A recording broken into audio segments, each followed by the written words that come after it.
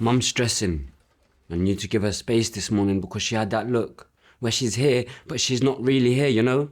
She dropped her face powder on the floor and then the mirror smashed and I got the dustpan without even saying anything because I knew. We both knew. We can't afford a last straw. Not now. We need all the straws we can get.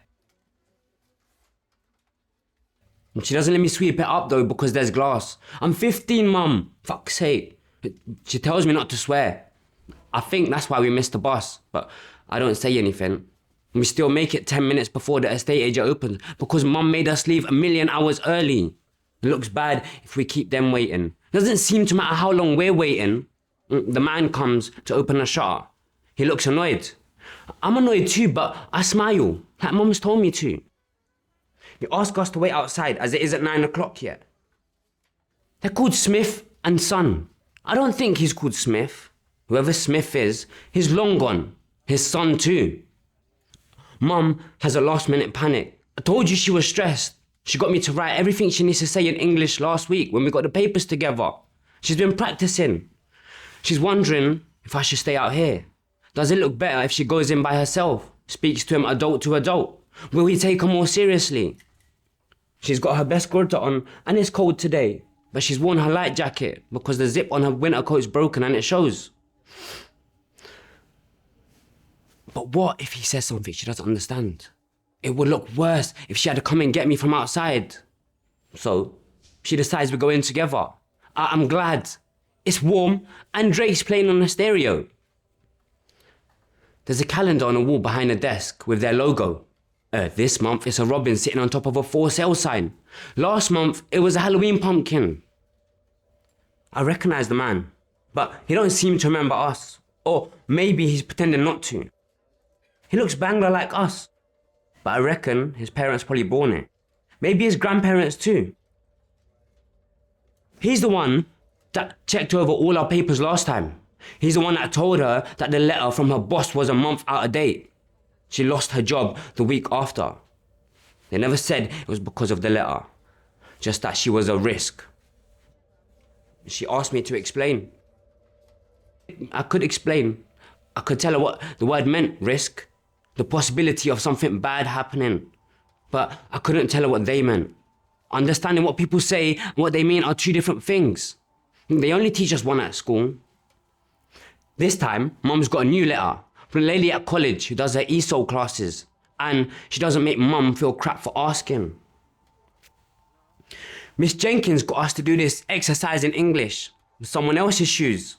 We had to pick out a character that we hated most from The Lord of the Flies and write a page from their point of view. She said, every good writer must understand their characters, even if they don't approve of them. I imagine I'm the man at the estate agent.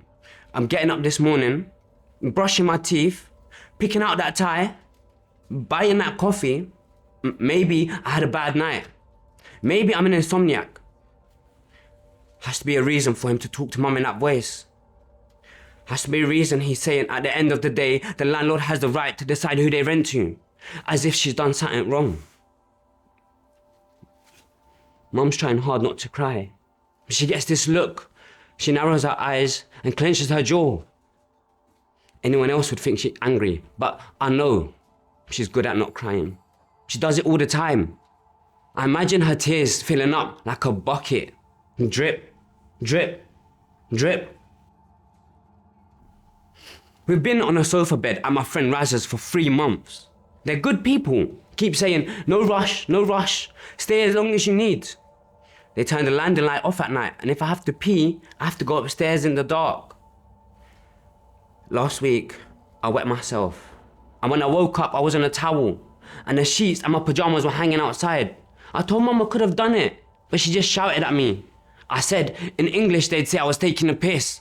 She got so angry, she looked like she wanted to hit me. Later, she got my favourite crisps, so I know she was sorry. And the only time she lets herself cry is when she thinks I'm asleep. I can't be a good writer, because I can't squeeze my feet into his shoes. He doesn't make sure he always does the washing up. His mum doesn't do all the hoovering, even though they tell her she doesn't have to.